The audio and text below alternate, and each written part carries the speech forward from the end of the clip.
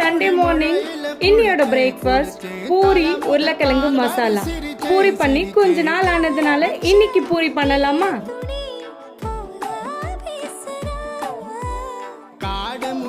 மாவு பிசைஞ்சதுக்கு அப்புறம் லைட்டா எண்ணெய் அப்ளை பண்ணிட்டு க்ளோஸ் பண்ணிடுங்க.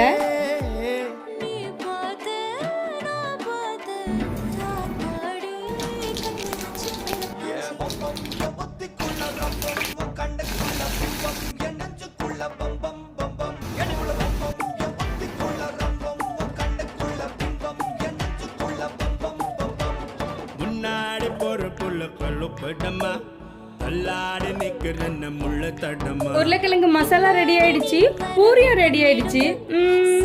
கூடவே ஸ்ட்ராங்கா ஒரு காஃபி இருந்தா நல்லா இருக்கும்ல.